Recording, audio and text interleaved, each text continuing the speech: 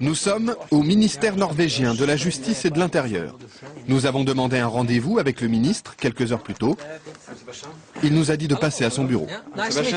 Bonjour, bienvenue. Bienvenue dans mon bureau.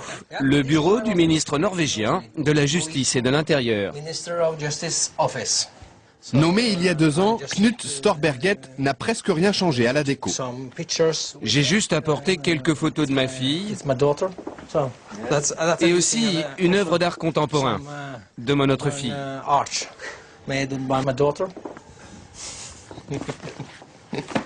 Et le reste du bureau est très simple. Vous trouvez? Oh, moi je trouve ça parfait. Ça vous suffit? Absolument.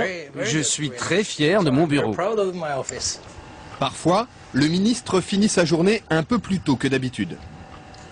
Et vous avez fini votre travail? Oui, j'arrête là. Et quelle heure est-il? Ne le dites pas au Premier ministre, mais il est 15h15. Il est temps d'aller chercher mes enfants à l'école et à la crèche. À 42 ans, Knut est l'un des ministres les plus importants du gouvernement. 20 000 fonctionnaires sous sa responsabilité. Allons-y. Pourtant, il s'en va seul, sans garde du corps. Un petit salut à la gardienne en attendant sa voiture, ou plutôt l'une des voitures du gouvernement, car le ministre n'a pas de chauffeur attitré. Il partage les véhicules de fonction avec ses 19 collègues des autres ministères. Partir de bonne heure pour chercher ses enfants ne dérange personne en Norvège. Hei, Marit! Hei! De kloppen. Skal du være med hjem? Ja. Ha det. La crèche et l'école de ses 2 filles sont à quelques pas de sa maison, dans un quartier résidentiel et tranquille d'Oslo. Comme Knut habitait déjà la capitale avant d'être nommé ministre, pas question pour lui d'avoir un appartement de fonction. Avec sa famille, il vit toujours dans cette petite maison mitoyenne. Et le grand plaisir du ministre, quand il rentre chez lui, c'est de préparer le dîner. La Norvège, un vaste royaume peuplé d'à peine 4 600 000 habitants.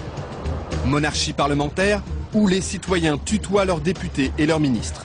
Un pays riche de son gaz et de son pétrole.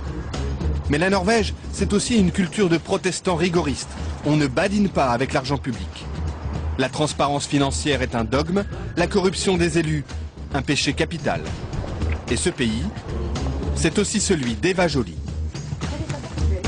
La juge franco-norvégienne travaille depuis 5 ans à Oslo.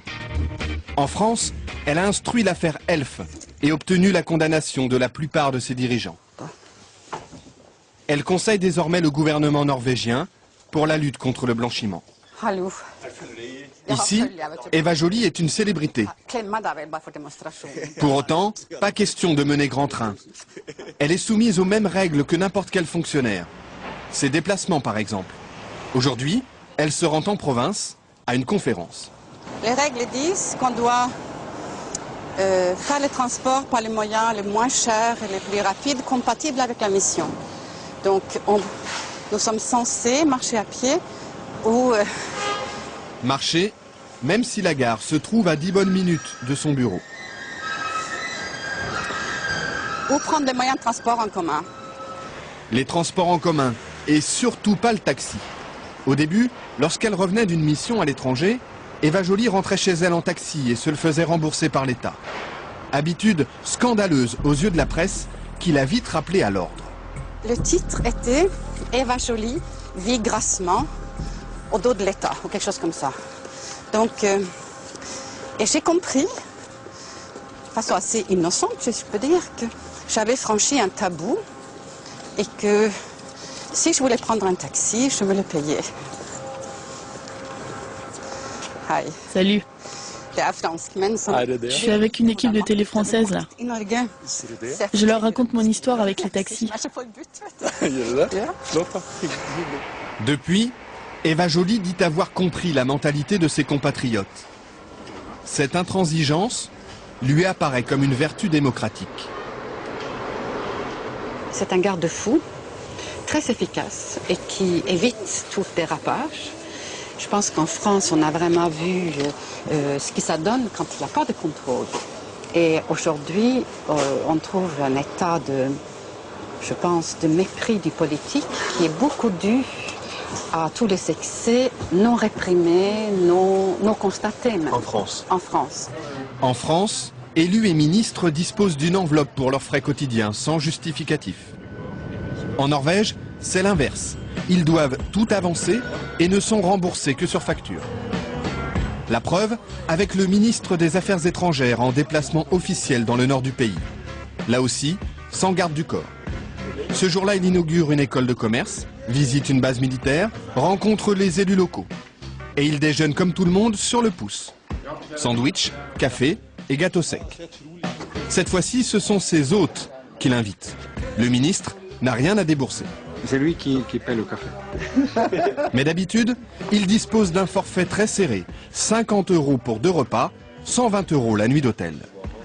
Il y a une limite pour chaque jour, hôtel, repas, couvert. Et si on dépasse cette somme, on doit le payer de votre poche. De son poche. Son assistant garde précieusement les reçus du taxi. Il sait qu'on va les lui réclamer. Pour l'embarquement du vol retour, le ministre fait la queue.